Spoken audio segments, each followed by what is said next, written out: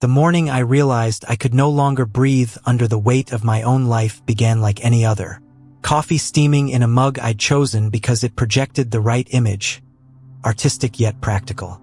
Keys to a home filled with carefully selected items that told visitors who I was supposed to be. A closet of clothes that represented different versions of myself for different audiences. Credentials framed on walls. Relationships curated like museum exhibits. I stood in my bathroom, staring at a face I recognized but somehow didn't know, when something inside me simply collapsed. Not dramatically, but with the quiet finality of a building whose foundation has been slowly eroding for years. I couldn't remember the last time I had made a choice that wasn't filtered through the exhausting question. What does this say about me? Who are you? I whispered to the mirror, and for the first time, I had no rehearsed answer. In that terrifying silence lay the first honest moment I'd experienced in years. What remains when everything you've built yourself to be is stripped away? That morning, I began the journey to find out. We build our identities like medieval fortresses, stone by heavy stone, each one representing something we've accomplished, acquired, or overcome. My fortress was impressive by most standards. Graduate degrees that proved my intelligence, a career trajectory that signaled ambition and capability, relationships that provided external validation, possessions that broadcast taste and discernment. Each stone seemed necessary, protective. Each addition made me feel more substantial, more real. I didn't notice how the walls that kept others from questioning who I was had also imprisoned something essential within me. The fortress that was meant to protect me had become my confinement. I'm a writer, I would say, and feel the comfortable limitations of that label wrap around me like a familiar coat. I'm an advocate for social justice. I'm a devoted daughter. I'm a marathon runner. I'm a mentor.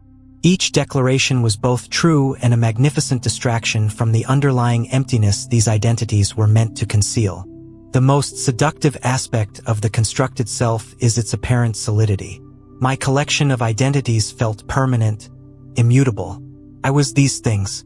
They weren't roles I played or aspects I expressed. They were the fundamental architecture of my being. Or so I believed, until life began to dismantle what I had so carefully built. Know thyself is perhaps civilization's most enduring commandment. We're taught from childhood that self-knowledge is the ultimate achievement, the key to authenticity, success, and fulfillment. What they don't tell us is how this pursuit can become an addiction, a desperate quest to pin ourselves down with ever more precise labels and categories. I became a connoisseur of personality tests, collecting their results like trading cards. I was an INFJ on the Myers-Briggs, a Type 4 on the Enneagram, an obliger in Gretchen Rubin's 4 Tendencies. I knew my attachment style, my love language, my zodiac sign and rising sign. Each new classification brought a momentary satisfaction, the dopamine hit of being defined, of having edges and boundaries. But each new definition also brought its opposite effect, a subtle constriction, a narrowing of possibility. The more I knew who I was, the less freedom I had to simply be. My behavior became a performance of these identities rather than an authentic response to the present moment. I found myself thinking, as an INFJ, I should respond this way, rather than simply responding from the unfiltered truth of my experience. The cruel paradox of our addiction to definition is that the more desperately we try to know ourselves as fixed entities, the further we move from the fluid, ever-changing reality of our being. Self-knowledge, pursued in this way, becomes self-imprisonment. Our culture holds a profound discomfort with emptiness. We fill silences with nervous chatter, fill schedules with constant activity, fill homes with objects, fill screens with endless scrolling content. Even our language betrays this anxiety. We speak of killing time, as if unstructured moments are dangerous enemies to be eliminated. I was a master of this avoidance. My calendar was a Tetris game of appointments and commitments. My mind was a crowded theater of thoughts, plans, and worries. My life left no room for the unknown or undefined. I scheduled coffee dates weeks in advance with friends I was too busy to actually connect with during those meetings. I listened to podcasts while cooking, checked emails while exercising, planned tomorrow while lying in bed at night. This frantic fullness wasn't unique to me. It was the water in which we all swim. The collective anxiety that keeps us perpetually filling our lives with noise and movement is rarely questioned. To be busy is to be valuable. To be defined is to be real. To be constantly in motion is to be alive. But beneath this shared delusion lies a devastating fear. What if, in the silence and emptiness, we discover there is no solid self to know? What if, when the noise subsides and the movements cease, we find nothing at the center? The first tentative steps toward emptiness don't feel like freedom. They feel like the ground disappearing beneath your feet. For me, it began with small questions that grew increasingly uncomfortable. Did I actually enjoy the career I had pursued so relentlessly? Or had I chosen it because it affirmed the identity I wanted to project? Did my political convictions arise from genuine moral intuition? Or were they another form of tribal belonging? Were my relationships based on authentic connection or mutual reinforcement of preferred self-images? These questions were terrifying precisely because they threatened the foundations of who I believed myself to be. Each honest answer required the courage to dismantle another stone in the fortress of my identity. Each truth acknowledged was both a loss and a breath of fresh air. I found myself returning to childhood memories before I had accumulated so many layers of self-definition. I remembered lying in grass watching clouds transform from one shape to another, comfortable with their constant change in a way I no longer allowed myself to be. I remembered the unself-conscious joy of dancing without thinking how I looked, of speaking without calculating the impression my words would make. To question your fundamental beliefs about yourself is to risk everything your life has been built upon. It is to stand at the edge of an abyss with no guarantee of what lies below. Yet in that questioning lies the first taste of authentic freedom, the recognition that you are not bound to be who you have always told yourself you are. Life has its own way of initiating the emptying process, often when we least expect or desire it. The promotion I had worked toward for years went to someone else. The relationship I had invested my heart in ended abruptly. A health crisis forced me to abandon activities that had defined my sense of vitality and worth. Each loss felt like an amputation. Each failure seemed to remove a crucial piece of who I was. I fought against these changes with everything I had, desperate to preserve the self I had so carefully constructed. My resistance only amplified the suffering. Surrender came not as a grand spiritual epiphany, but as simple exhaustion. I could no longer maintain the energy required to fight reality. In that exhaustion, something shifted. I began to notice how each loss, while painful, also created space. Each failure, while humbling, also offered relief from impossible expectations. Each change, while disorienting, also opened possibilities I couldn't have imagined from within my fortress of certainty. I began to practice intentional surrender in small ways. I left days unscheduled. I allowed conversations to unfold without managing them toward predetermined outcomes. I expressed opinions tentatively, open to being wrong. I exposed myself to perspectives that challenged my most cherished beliefs. This wasn't passive resignation but active release, the gradual loosening of a grip that had been so tight for so long that I had forgotten it was a choice. With each intentional release, I discovered that what remained wasn't emptiness in the sense of lack or absence, but emptiness in the sense of openness and possibility. There is a particular quality of terror that comes with allowing yourself to be undefined. It's the vertigo of infinite possibility, the disorientation of having no fixed reference points. Our entire socialization trains us to avoid this state, to know who we are, where we're going, what we want. Embracing the void requires a radical reversal of this conditioning.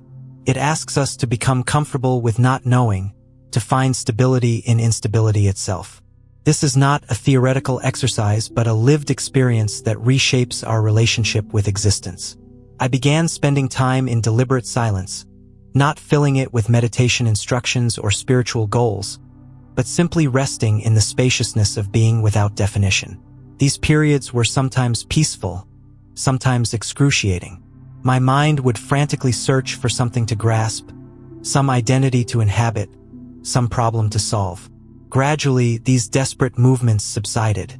In their place came moments of extraordinary aliveness, sensations experienced without the filter of what they meant about me, emotions felt without narrative justification, thoughts arising and dissolving without my identification with them.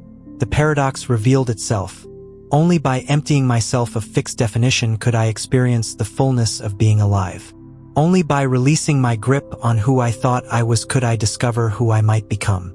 When you stop viewing the world through the lens of how everything relates to your identity, you begin to see with startling clarity. It's like wiping fog from a window you didn't realize was clouded. I noticed this first in ordinary moments. Walking through a familiar neighborhood, I suddenly saw details I had passed 100 times without registering. The particular pattern of bark on a tree, the way light reflected in a puddle, the genuine smile of a stranger passing by. These weren't profound, mystical experiences. They were simply perceptions undistorted by the constant referencing of everything back to myself. This clarity extended to people as well. I began to listen differently, not filtering others' words through how they affected me or what response they required, but simply receiving them as they were offered. Conversations became explorations rather than exchanges of prepared positions. I found myself genuinely surprised by perspectives I would previously have dismissed or categorized according to my existing frameworks. Even my own thoughts and emotions appeared in a new light, without the compulsion to immediately claim them as mine or bend them to fit my self-image. They could simply arise, communicate their wisdom or folly, and dissolve. I could witness anger without becoming an angry person, experience joy without needing to be a joyful person, have a brilliant idea without being identified as the brilliant one. In this clarity, I began to recognize how much energy I had expended maintaining the illusion of a coherent, consistent self. The relief of releasing this burden was profound. Like putting down a heavy backpack I had carried so long I'd forgotten it wasn't part of my body. Empty of fixed definition, I discovered a new way of moving through the world, responsive rather than reactive, fluid rather than rigid. Without the constant need to protect and project a particular identity, I could meet each situation on its own terms. Professional challenges that once threatened my self-image as competent and in control became simply problems to be solved. Conflicts in relationships that once triggered defensive identity protection became opportunities for deeper understanding. Creative blocks that once raised existential questions about my worth as an artist became interesting puzzles to explore. This fluidity manifested physically as well. My body, no longer constrained by how a person like me should move or appear, found new freedom of expression. I danced when I felt like dancing, rested when I felt like resting, ate what my body actually wanted rather than what aligned with my image of myself. Time itself seemed to transform. Without the constant projection into future accomplishments or rumination over past failures, I found myself more frequently in the simple presence of now. Not in a forced mindful way, but in the natural experience of a self not constantly split between who it has been and who it should become. This fluid way of being isn't without structure or commitment. Rather, it allows for forms that arise organically from present circumstances rather than rigid adherence to predetermined identities. Like water that can be river, lake, ocean, or vapor, always water but never confined to one expression of its nature. Perhaps the most unexpected gift of emptying myself came in relationship to others. As I loosened my grip on fixed identity, I naturally extended the same spaciousness to those around me. I began to see how we all suffer under the weight of our self-definitions and others' expectations. I recognized how our conflicts often arise not from genuine opposition but from the desperate defense of constructed selves. I understood that beneath our carefully crafted identities, we share the same fundamental human experience, the longing to be real, to be seen, to be free. This understanding didn't manifest as detached spiritual superiority but as genuine compassion. Not the condescending compassion of believing I had transcended struggles others were still caught in, but the humble compassion of recognizing our shared predicament. I found myself less triggered by others' behavior, less compelled to categorize people as allies or adversaries, less invested in converting others to my viewpoint.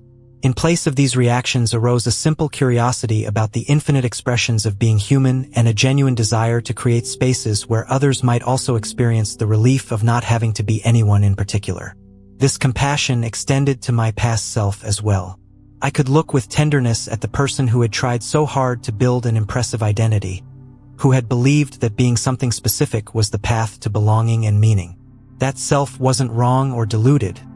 She was doing the best she could with the understanding available to her. This morning began like many others. Coffee steaming in whatever mug was clean. Keys to a home that shelters but doesn't define me. Clothes chosen for comfort and the day's activities rather than the image they project.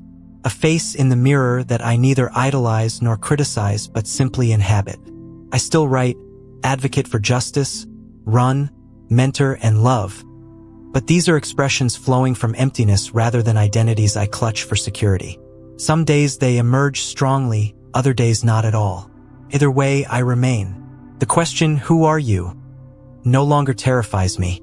It interests me like a koan that opens into endless exploration rather than a test with a correct answer. Some days I might respond with what I'm passionate about in that moment. Other days with silence and a smile. Still others with, I don't know, let's find out. The fortress I once maintained with such vigilance has crumbled. Its stones repurposed into stepping stones that lead in many directions. The space where it stood remains, not as an absence to be filled but as possibility to be lived. There is lightness in this way of being that I couldn't have imagined from within my previous certainties.